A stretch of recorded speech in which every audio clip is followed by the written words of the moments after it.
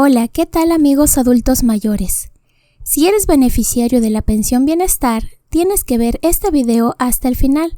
En plena Cámara de Diputados, un valiente diputado arriesgó su integridad para mandar este mensaje a todos los adultos mayores pensionados del bienestar. Te invito a que dejes tu like al video, ya que de esta manera apoyas demasiado para que esta información le pueda llegar a miles de adultos mayores. Y este es un tema importante.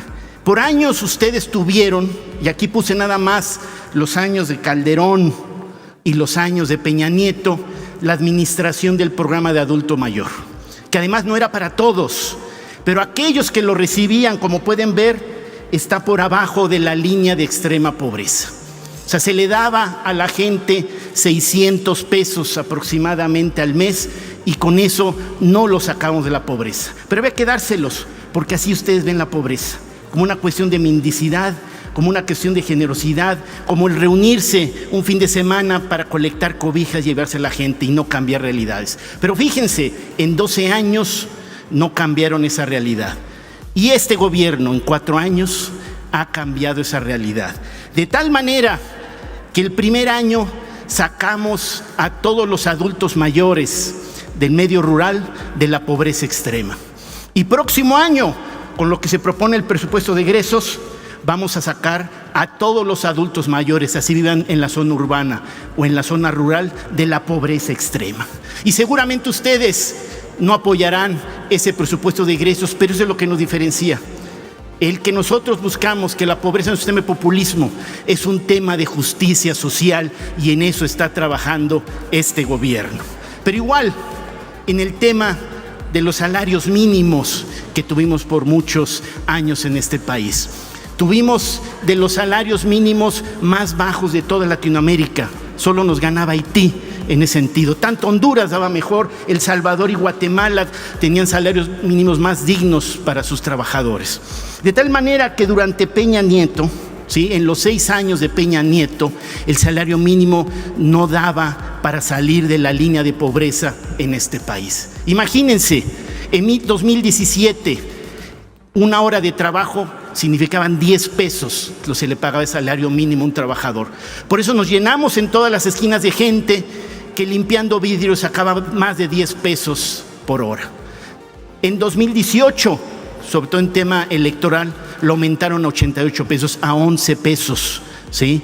Aumentaron por día el salario mínimo. Y eso es lo que, la verdad, de tal manera que en estos años, con el aumento que se ha dado, el salario mínimo está por arriba de la línea de pobreza. Se logró con el sector obrero, con el sector empresarial, un acuerdo para incrementar en 20% el salario mínimo a partir del 1 de enero.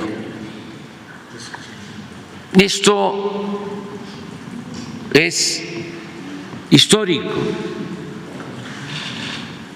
porque significa que vamos a cumplir lo que ofrecimos al inicio de nuestro gobierno, de aumentar el salario mínimo en términos reales al doble. Pero estamos dignificando también el salario de todos los trabajadores de este país. Y eso es una política importante que estamos haciendo. Y bueno, vamos viendo los comparativos. En 2020 aquí se discutía y se le reclamaba al presidente López Obrador que no estaba pidiendo deuda para poder combatir la pandemia del COVID, que era una irresponsabilidad, que había que contratar deuda, dársela a los grandes empresarios para que a su vez no tuvieran que despedir a la gente. Bueno, hubo un país que sí les hizo caso en esa política y fue un país gobernado por la derecha, ¿sí?, que fue Colombia. Colombia pidió 14,000 millones de dólares para atender el COVID. Se lo entregó a sus empresarios y estuvo trabajando con base en ello. ¿Qué sucedió después? El dinero que nos prestan tarde o temprano hay que pagarlo. Y para poderlo pagar, el presidente de Colombia, ¿sí?, Duque, quiso hacer una reforma fiscal no para que los grandes empresarios la pagaran, sino para que todo el pueblo la pagara. ¿Y qué significó? Grandes protestas en las calles y una gran crisis social que eso provocó. Además de una devaluación del 40% de su moneda, ¿sí?, que en caso con nosotros no ha existido. Esa es la diferencia, tener una política, como lo dijo nuestra secretaria, una política cercana al pueblo, entendiendo lo que es el pueblo y para toda la ciudadanía de este país. Y esa es la diferencia, señores, ¿sí?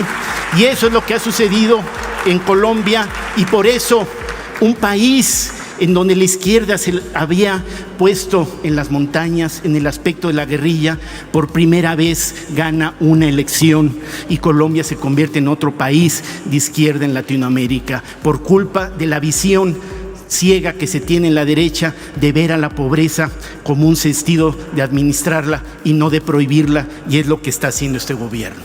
Y bueno, en los temas de desigualdad igual, con todo y el COVID, con todo y la crisis, mientras Colombia la desigualdad aumentó, en México, con todo y lo que digan del fracaso y lo que ha sucedido, ha disminuido. Este país es más igualitario y nos falta todavía mucho por hacer. Por eso, señora secretaria, quiero decirle de corazón, y yo creo que muchos millones de mexicanos así lo dirán, que es un honor estar con Obrador. E igualmente, para esa visión de la derecha y de lo que viene en el 24, mientras mantengan esa ceguera, ¿sí?, en 2024, ¿sí?, el pueblo de México los va a mandar al rancho del señor presidente, pero por el nombre los va a mandar, y yo lo dije ya en Querétaro y aquí lo repito, los va a mandar a la chingada. Muchas gracias. La política social de un país debe buscar el prohibir la pobreza. Y eso es lo que nos difiere entre ustedes y nosotros.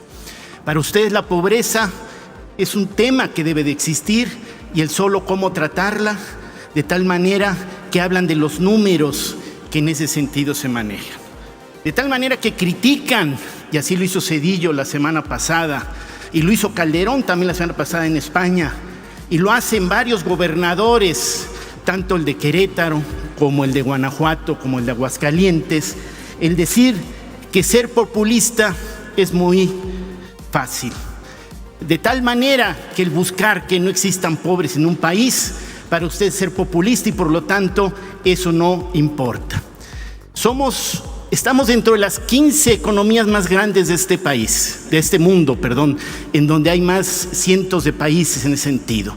Y no es posible que bajo esa realidad estemos teniendo la cantidad de pobres que tenemos, pero por otro lado también tengamos dentro de los hombres más ricos del mundo. Y eso es lo que está trabajando este gobierno, el tratar de cambiar esa realidad y pasar a un mayor desarrollo.